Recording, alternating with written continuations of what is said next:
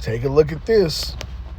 At 8:17 this morning on his True Social account, Donald Trump seemingly threatens to obliterate. There's really only one way you really can obliterate a whole entire country the size of Iran, is using a special weapon.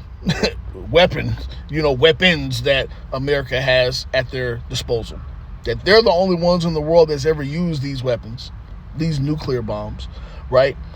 But he says that a whole civilization will die tonight. Just think about how psychotic and crazy you've got to be to say this. That you're willing to kill.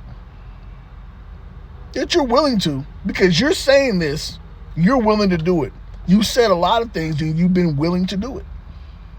Right? You're willing to do this to men, women, and children because you're having a tantrum that they won't give up their resources to you. Because they don't want to listen to you. Because they want to live the life that they've always lived. Right?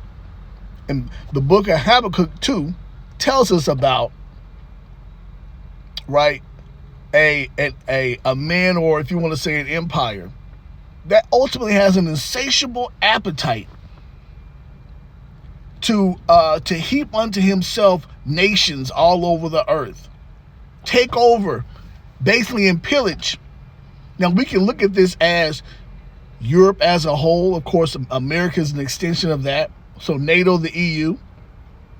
But as time continued to go on, prophecy tells us that NATO and the EU would fracture, and they would move away. Those European countries move away from America, and America would be in isolation ultimately, doing the things that they're doing right now, threatening everybody, including seemingly their own allies. And they're doing this because they feel like nobody can stop them.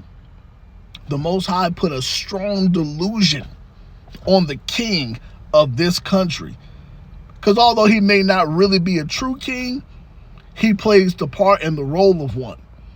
Right? And we know that the king's heart, which is his mind, is in the hands of God. And the Most High is the one that has Donald Trump in complete and total delusion. Right? To seemingly say these things. Right? It says 47 years of extortion, corruption, and death will finally end. No, that ends when Babylon the Great is destroyed. For multiple years, decades, a couple hundred years of extortion, corruption, and death will end when Babylon the Great is destroyed. Babylon the Great is the civilization that'll never be inhabited again. Babylon the Great is the lake of fire that the Bible speaks of. Not Persia, because it tells us that the Persians are going to be a part of the coalition of the willing that's going to make this happen. And this is the judgment that the God of the Bible put on Babylon the Great. This man didn't even really understand that what he was saying right here is that he was attempting to make a statement. Ultimately, he was basically